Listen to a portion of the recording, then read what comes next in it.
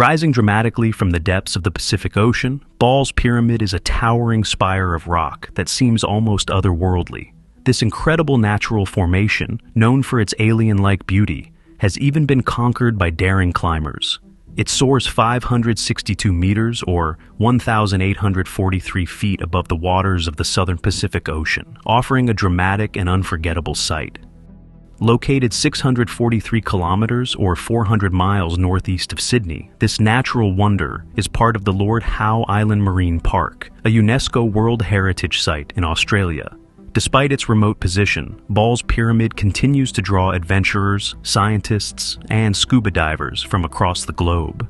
The formation was named after British naval officer Henry Lidgebird Ball, who discovered Lord Howe Island in 1788. Ball's Pyramid represents the eroded remnants of a vast shield volcano that erupted from the Lord Howe Rise, an ancient submerged plateau, approximately 7 million years ago. Its unique, blade-like ridge rises sharply from the ocean, creating an imposing silhouette against the horizon. Measuring 1,100 meters, or 3,609 feet in length, and only 300 meters, or 984 feet across at its widest point, Ball's Pyramid holds the distinction of being the tallest volcanic sea stack in the world. Its geological and ecological significance, combined with its rugged beauty, make it a captivating feature of the South Pacific and a testament to nature's extraordinary forces. The first person to go ashore is believed to have been Henry Wilkinson in 1882, who was a geologist at the New South Wales Department of Mines. Steep and eroded, the Ball's Pyramid is positioned in the center of a submarine shelf and is surrounded by rough seas, making any approach difficult. Ball's Pyramid is accompanied by several satellite islets that add to its dramatic landscape. To the west, approximately 792 meters, or 2,600 feet away, lie Observatory Rock and Wheatsheaf Islet. On the southeastern side, about 3.2 kilometers from the pyramid, stands a striking pinnacle known as Southeast Rock. These formations further emphasize the rugged and isolated beauty of the area. In the 1960s, Ball's Pyramid emerged as an irresistible challenge for Australia's ambitious climbers. Standing at an imposing 562 meters, or 1,843 feet, its summit remained unconquered, igniting a fierce desire among adventurers to achieve the first ascent of this iconic volcanic pinnacle. In 1963, Bryden Allen, one of Australia's premier rock climbers, formed a team of 4 to tackle the pyramid. Joining him were Jack Pettigrew, John Davis, and Dave Lambert.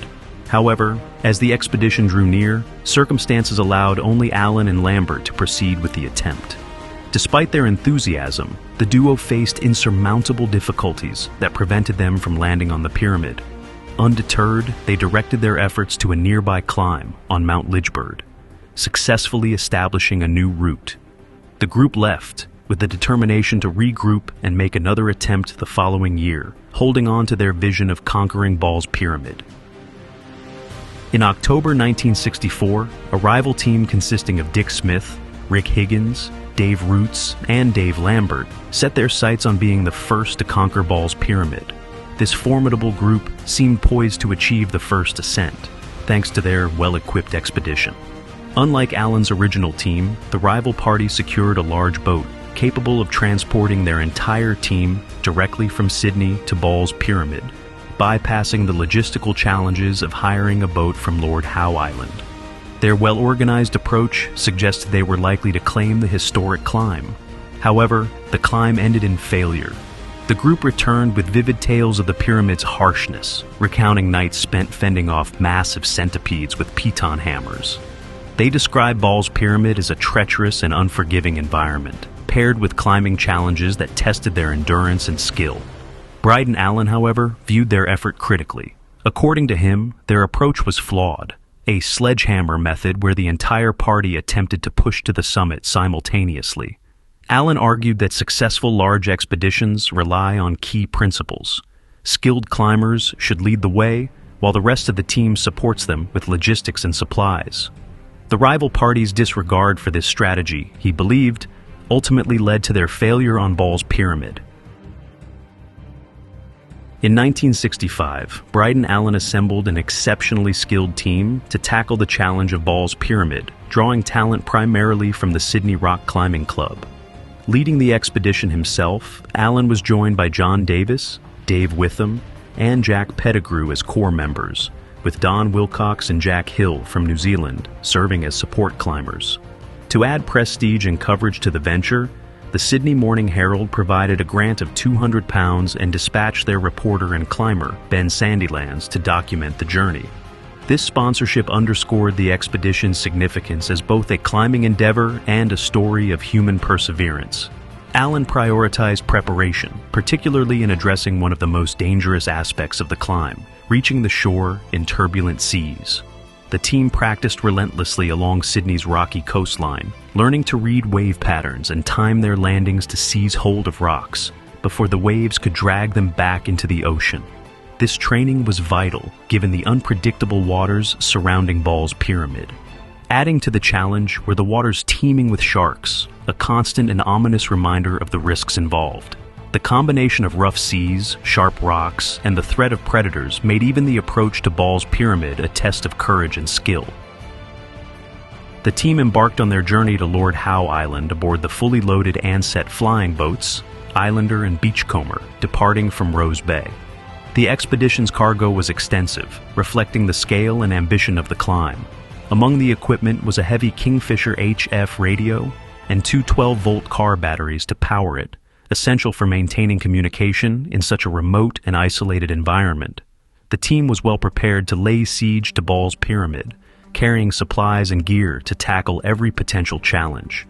They brought enough food and water to sustain themselves for at least 2 weeks, ensuring they could endure prolonged efforts on the rock.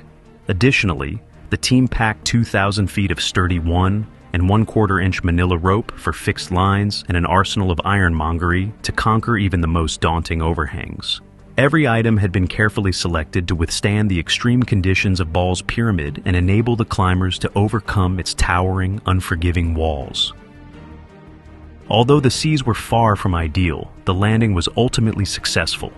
After the passage of Cyclone Judy, which had delayed their arrival on Lord Howe Island by 2 days, conditions had calmed enough for Clive Wilson to maneuver the Pacific Chieftain to within 40 yards of Ball's Pyramid. From there, the team swam to the most accessible rock ledge, navigating a treacherous combination of rough waters and shark activity. Getting the boat any closer to the towering pinnacle was too dangerous, forcing the climbers to swim the distance with their gear, a process that proved both arduous and time-consuming due to the sheer volume of equipment they needed to bring ashore. Once on land, they established a temporary base among the rocks and began scouting the area. They discovered a route allowing them to scramble to the right for several hundred meters, and then ascend to flatter terrain approximately 100 meters or 328 feet above sea level. This elevated area provided a safer refuge in the event of a severe storm, and featured a cave that became the site for their receiver and transmitter setup. Nearby, protected rock pools offered a rare sanctuary for safe swimming, and an opportunity to marvel at the vibrant marine life surrounding the pyramid. This base served as the foundation for their ambitious climb. On the first day, the team ascended to the summit of Winkelstein Steeple, the point reached by the previous expedition. This marked the initial stage of their climb, and a critical step toward achieving their ultimate goal. The climb was time-consuming due to the large amount of equipment they carried. The team had brought along inexpensive hemp rope to install fixed lines on every climbing pitch, ensuring safety and ease of ascent for the following stages. Dave and Allen faced the additional challenge of hauling and dragging this heavy rope up the pinnacle, a grueling task that required both strength and determination. Despite the difficulties, their progress set the tone for the ambitious climb ahead, paving the way for the next stages of their journey. The next day, it was Jack and John's turn to lead the climb. There was hope that they might push all the way to the summit that day, but progress stalled, and they advanced no further than the point Dave and Allen had reached the previous day. Meanwhile, Dave and Allen remained at the base camp, tending to routine tasks such as organizing gear and handling other camping chores. These activities ensured the team's preparedness for the demanding days ahead. As the day drew to a close, Dave and Allen climbed up the fixed ropes to a small bivouac cave situated just below Winkelstein's steeple. This strategic move positioned them for a full day of climbing the next morning, ready to tackle the formidable challenges awaiting them higher up the pyramid.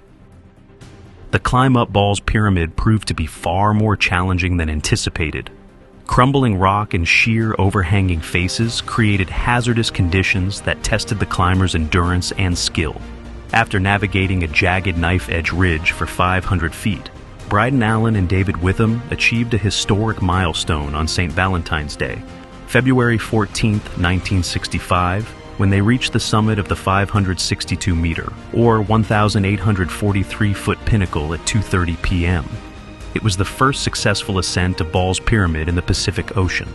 Minutes later, John Davis and Jack Pettigrew joined Allen and Witham at the summit. Together, the climbers celebrated their triumph by sharing a bottle of champagne, the effervescent liquid mirroring the shimmering horizons of the vast Pacific around them. They constructed a cairn at the top, leaving a message inside as a testament to their achievement. A startled pair of gannets, whose nesting ground they had intruded upon, flew overhead as the jubilant climbers marveled at the breathtaking views from the small, 30-yard-wide summit platform. The last 1,000 feet of the climb, fraught with rotten rock, had taken 8 grueling hours.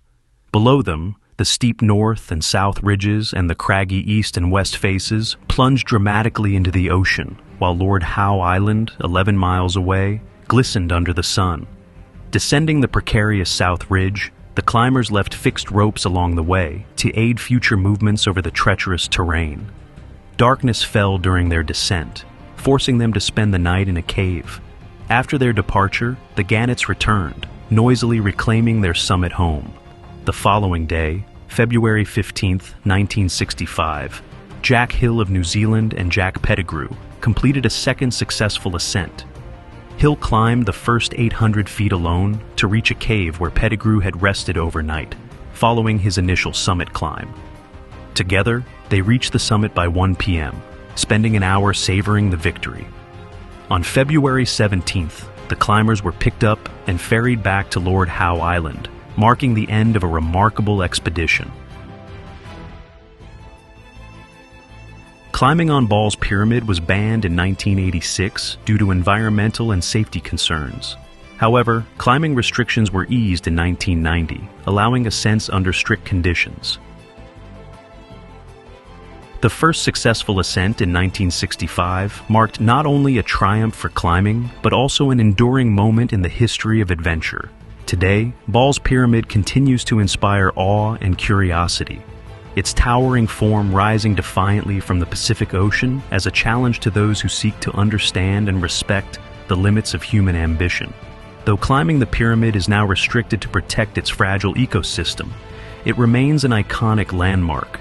Its story reminds us of the balance between exploration and preservation, a reminder of our responsibility to safeguard such extraordinary places for future generations. If you've made it this far, thank you for watching. Your support makes the difference.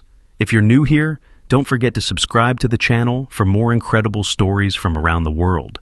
Stay tuned, and I'll see you in the next video.